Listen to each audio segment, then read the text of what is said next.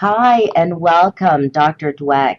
I'm so thrilled that you're here to be part of this interview series and part of our virtual conference on how we can reduce self-doubt and improve self-confidence. And I'm just thrilled to have you because your work has been so important to so many people, and especially to me. It really has changed my life. And I really have to say a big thank you to you because it's really had a huge impact on me and I'm sure many thousands of people. So thank you. You're very welcome. That's wonderful, and it's a pleasure to be here. Well, thank you for being here. So, Dr. Dweck, for those listeners who are not familiar with your concept of the fixed and the growth mindset, can you explain what those are? Of course, when people are in a fixed mindset, they believe that their basic abilities are just these fixed traits. You have a certain amount, and that's it. When you're in that mindset, however, you worry, how much do I have? Am I smart? Am I not smart? Am I good at this? Am I not good at this? It keeps you from taking risks. It keeps you from persisting in the face of obstacles because you worry that you're not looking smart. So it undermines your challenge seeking and your resilience. But other people have a growth mindset. They believe their talents and abilities are things they can develop through their efforts, their strategies, and help and instruction from others. They don't think everyone's the same, but they believe everyone can develop. And when you take your mind off measuring your fixed intelligence, then you can focus on learning. You realize that challenging yourself is the way to learn. Mistakes are a natural part of learning. So this challenge seeking and resilience is fostered by the growth mindset.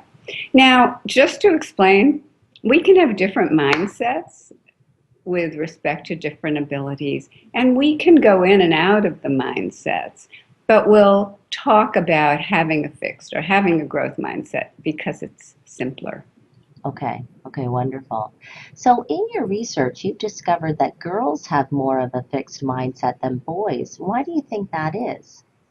Sometimes we find that, but sometimes we don't. Sometimes we find that the two genders have similar mindsets. However, when girls do have a fixed mindset, we're more vulnerable. Here's why. First, boys historically have had higher, heartier confidence than girls. They can think, it's fixed and I have it. Aren't I wonderful? And if you can maintain that, you can be okay.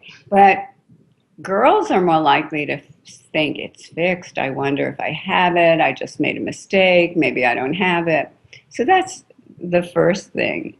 So if you combine a fixed mindset with fragile confidence, it's a problem. You're Okay, not going to go for it and stick to it as right. much.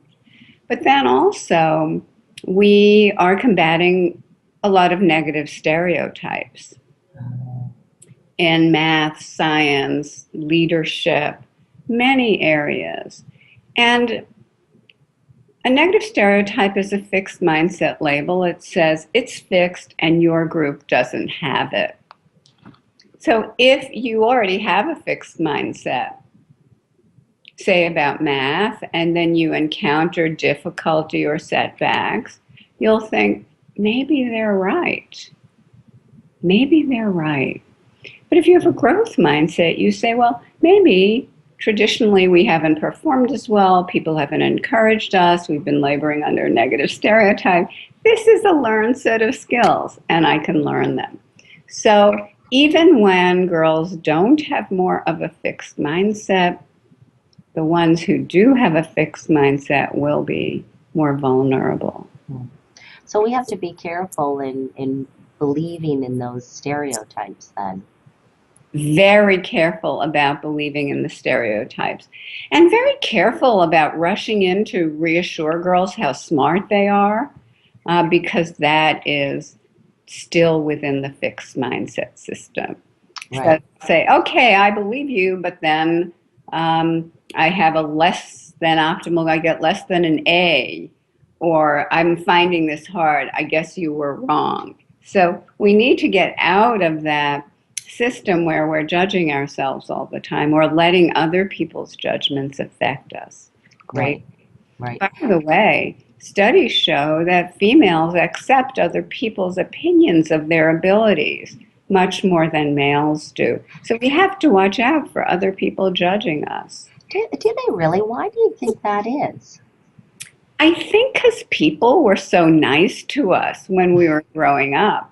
They told us how adorable and wonderful we are, and so we trust people's opinions, whereas boys were always getting scolded and punished, and so they can't put themselves in the hands of other people. Oh, wow. Okay, so a lot of disadvantages then. And again, I guess if we have some awareness around this, then we Mhm. can navigate it better and get over it easier. By the way, boys are treated worse. We Oh, are victims of the better treatment we often receive when we're kids. right.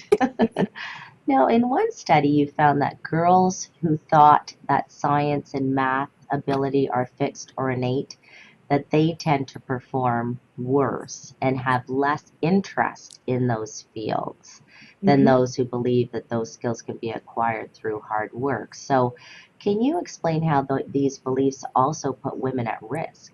Yes.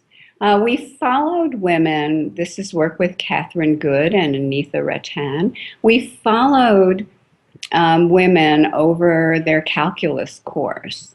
And in a subsequent study, we followed women in a computer science course. We assessed their mindsets at the beginning of the course. Did they think um, it was just fixed, and other people regarded it as fixed trait? Or did they think these were abilities that could be developed? The women who endorsed a fixed mindset lost, tended to lose a sense of belonging over um, the course of the semester. They started feeling like I don't really belong here, especially if they said there was a lot of stereotyping going on. They really dropped off in how much they wanted to pursue that subject in the future. And when all of this happened, their grades suffered. But when women had a growth mindset or thought that their instructors and peers had a growth mindset, so when they thought they were in a growth mindset environment, that didn't happen. They still could think, hey, there's a lot of stereotyping going on here, and they didn't like it. But it didn't affect them negatively in terms of feeling they belonged, wanting to pursue it in the future, or doing well in that course. That growth mindset helped them withstand negative stereotypes. Wow, so it's so important to really develop a growth mindset, which I'm glad I have, thanks to you. And, it's incredible how much I've been able to achieve since I have really, really been teaching and training myself to have a growth mindset. So I think it really does make a difference.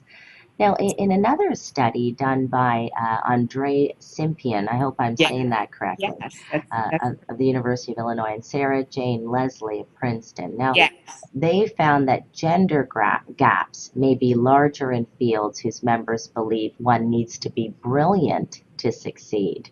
absolutely. So, can you tell us more about that study? Yes, this is an amazing study that was just published in Science magazine last week.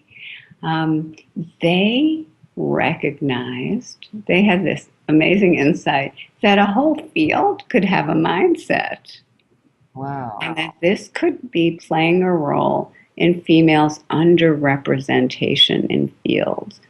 So They gave out questionnaires to people in 30 different academic disciplines, and they saw whether the field sort of weighed in on the side of this fixed, inherent, you have to be a genius, you have to have this special inherent ability that just can't be taught, or whether they weighed in more on the side of dedication, hard work, growing your abilities over time.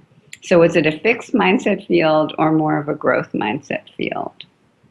And what they found was a really strong relationship, really strong relationship. The more a field endorsed a fixed mindset, that you have to have this innate ability for success, the more women were underrepresented. And it wasn't just in the math and science fields, by the way. So what else? What other fields? In humanities and social sciences. You're kidding. Yeah. So think about philosophy. Women are really underrepresented. Really? Economics had more of a fixed mindset as a field. Women are underrepresented. These are genius-oriented fields. And in fact, some of the humanities and social sciences were more extreme toward a fixed mindset than any of the so-called hard sciences or math. That's really surprising. Mm-hmm. That's unbelievable. So I guess so women just don't think that they can be brilliant. Is that it? Well, it may not be the case that women don't think they can be brilliant, but they may not be attracted to a field where they're being judged all the time as to whether they're brilliant or not. And second, many of these fields hold stereotypes because they look around, maybe they see fewer women, and they think, gee, women are less likely to be brilliant. Okay. All right. But the interesting thing is, they're not necessarily propagating a negative stereotype. They're just saying, hey, we're looking for geniuses. All geniuses are welcome. Then it has the effect of keeping women away. Oh my gosh. All right. Any ideas of how we could change that? Absolutely. We need to change the message. So 30, 40 years ago, there were very few women in molecular biology or neuroscience related fields. So we didn't call it neuroscience at the time, but and today there's a very strong representation of women. So it just shows that fields can change. And if fields put out the message, this is a learned set of skills, or it's a way of thinking, the more you do it, the more you talk to people, the more you do study and research in this area, the more you acquire those skills. And it's especially the case that in many of these fields, one big contribution, one big idea is what you're looking for. Right. So you don't know who could blossom into having those great ideas. Exactly. Okay, good, good. Now, in another research study you conducted, you tested to see how students coped with confusion when learning brand new material. And I thought the design of that study was really brilliant because you were really trying to discover something new there. So can you share that study and your findings with us? Yes, this was a study I did with Barbara Light. Excuse me. We were really thinking about bright girls. There had been evidence of vulnerability in bright girls, so we really wanted to look at that more closely. What we did was we created two versions of a learning module. One that was perfectly straightforward and one that had a very confusing part near the beginning. And then we saw how successful kids were. These were late grade school kids, how successful they were in mastering the material we gave them to learn. Now, that confusing part was completely irrelevant to what they were supposed to learn later. And what we found was the bright girls were really thrown by that confusion. We had IQ scores. I don't want to equate that with brightness, but for the moment, I'll do that. The higher the girl's IQ, the less likely she was to master the material after experiencing confusion. So the bright girls were totally thrown off. Wow. And became pretty, almost incapable of learning in that moment after they were confused. When there was no confusion, they did fantastically well. But for the boys, it was the opposite. When the going got rough, the boys with the higher IQs hunkered down and really worked hard to master, and they did great.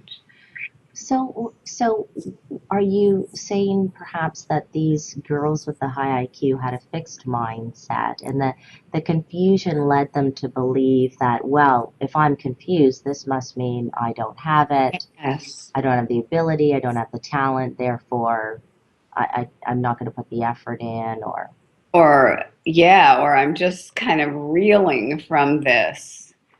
Yes, that's exactly what I'm saying. I think I can think back to when I was in grade school. I was perfect. It was really hard for me. And if I got something where I was totally confused, that would have sent me into a panic. Yes. So once again, girls really need a growth mindset where you say, this is hard. Yeah. Let me figure it out. This is interesting. Let me just dig more deeply. Yeah. Now, okay, so if a big part of the problem is that women lose their confidence then in the face of these kinds of obstacles, how can we give them more lasting confidence?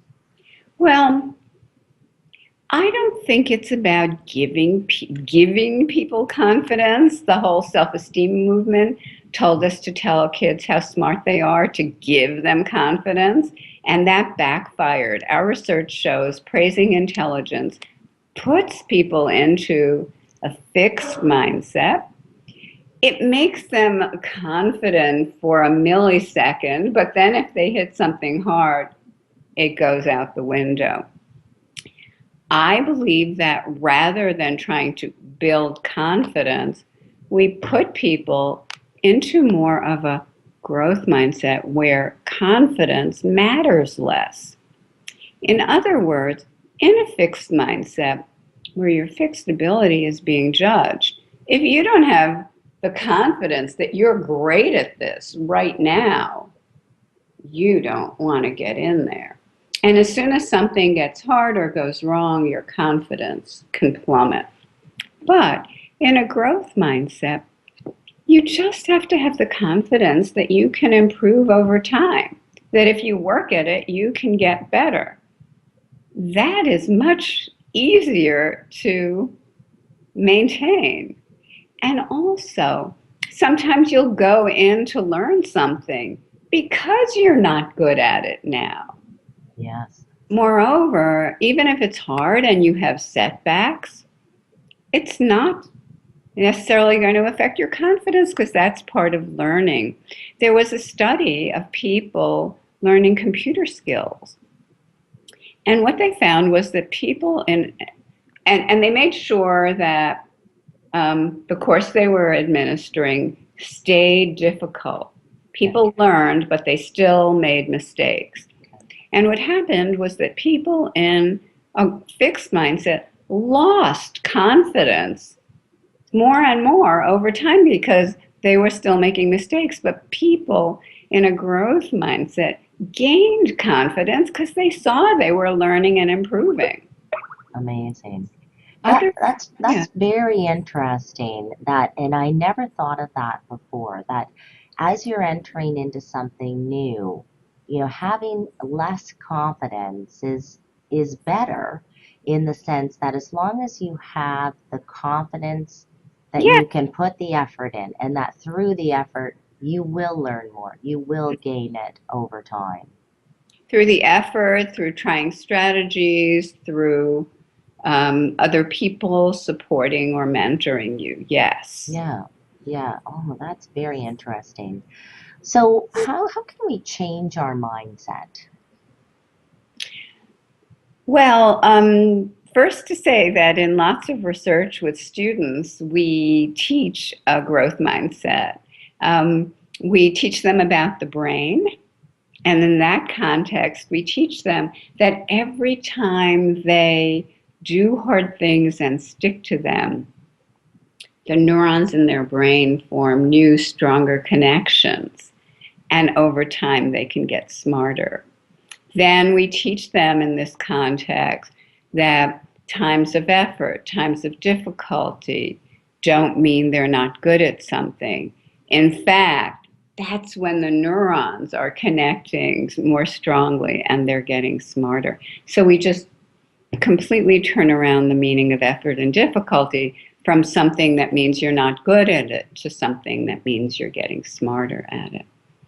As an individual, as an adult, one thing you can do is first listen to your fixed mindset. Get in touch with it. Don't just say, oh, okay, a growth mindset's good to have. I have it. I get it. Get in touch with your fixed mindset. There is a voice in you that says, oh, I'm not good at this. Oh, I tried it, but it didn't work. That's too hard. I'm going to make a fool of myself. And also hears you talking about other people in those ways. So just listen to it. Take a week. Just hear it. Hear all the times that you are talking in a fixed mindset way or thinking. Next, start talking back to it with a growth mindset.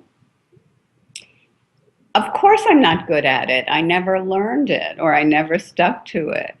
Of course, I'm going to make mistakes. I feel bad because I'm bringing my fixed mindset legacy, but I'm going to stay in there. When you see a successful role model in a fixed mindset, you think, oh, I'll never be like that person. You feel demoralized, research has shown. But in a growth mindset,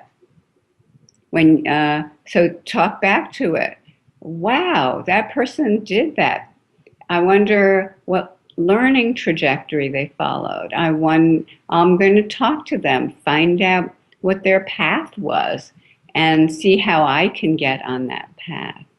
And then finally, make a choice which voice you're going to listen to and make a commitment. I like that. That's great. And it would seem that also might do well if we have a little bit of self-compassion at those times as well. Absolutely. Absolutely. Hmm. That's great. Now, I've always been very curious about one thing, and according to the self-efficacy research, and I'm particularly referring to the work of Dr. Albert Bandura, it would seem that if I'm always praising for hard work, so if I'm always giving, say, my child process praise, um, would that lead her to believe that her success is really attributed to her hard work? And if I'm always attributing, if she's always making attributions to hard work rather than her own talents and abilities, how does that eventually help her to improve her self efficacy? Albert Bandura, my esteemed colleague at Right. Stanford, has actually done some mindset work and shown that self efficacy is easier to grow and support in a growth mindset. But I hear you. Hmm. I hear you. And that's, first of all, why I say process praise is not just effort.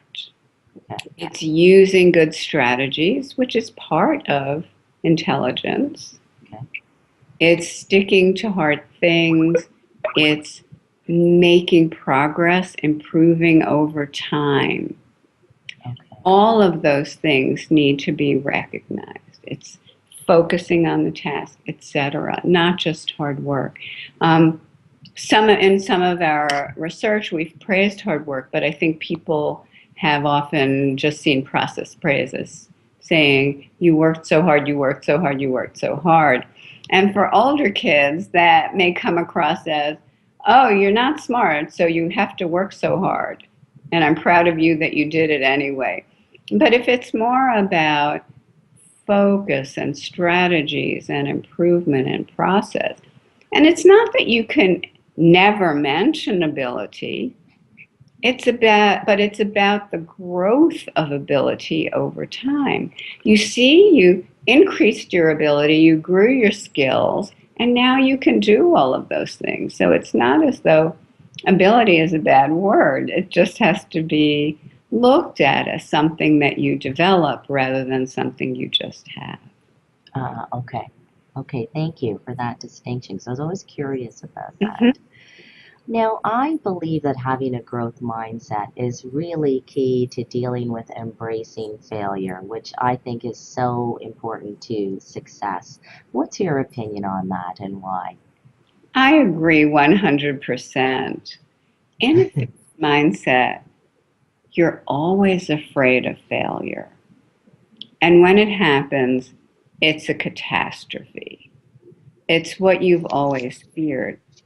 A lot of people never go for it. They never try to fulfill their dreams because they're afraid they'll fail and they'll lose their dream. They'll lose the idea that I could do that. So they'd rather live out their lives thinking, oh, I could have been this or that, than really going for it. Failure looms large in that framework. And in fact, I started my career by studying failure because it was in my mind a lot.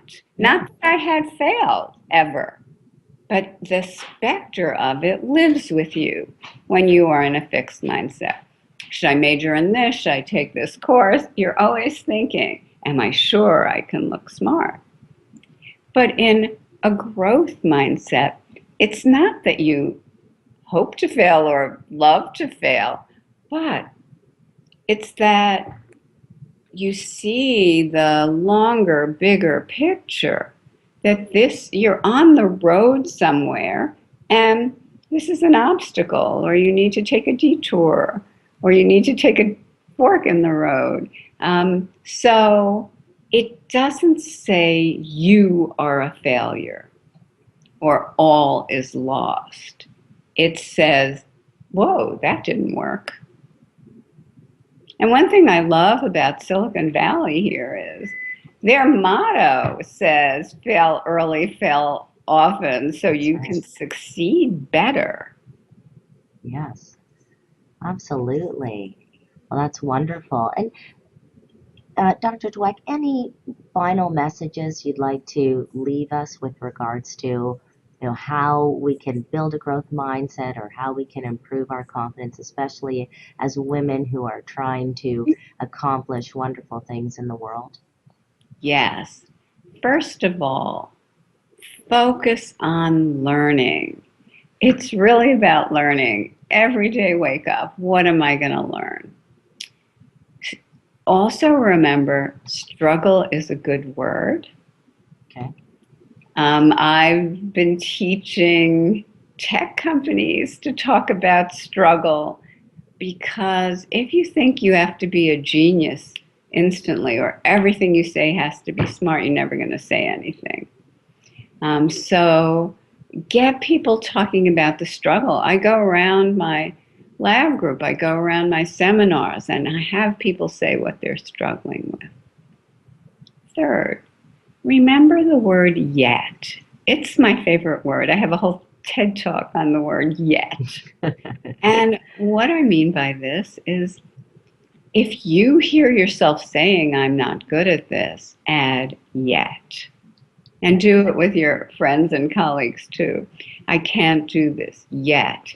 And it puts a very fixed mindset statement into a growth mindset context. It evokes that learning curve and it says, maybe you're not at the finish line, but you're somewhere on that learning curve. So use that word as much as necessary. As necessary. Okay, I'm going to print that out and put that on my computer screen. Yet. And finally, don't worry so much about other people's judgments. I think as women, we're kind of raised to always have our eyes out for who's going to judge us, who are we going to look foolish, and so forth. Guide yourself by whether you're taking on challenges, whether you're improving, whether you're moving toward your goal. It's not that other people's opinions are unimportant, but our opinion of where we're going, how we're going there, and whether we're making progress is the most important. Wonderful. Well, thank you. On that note, I want to thank you so much for being here again. It's just such an honor to meet you and to have you as part of this conference. And you're really very generous. And thank you again for all the work you're doing. You're very, very welcome. Okay, thank you. All right, we'll talk soon, I hope. Yes.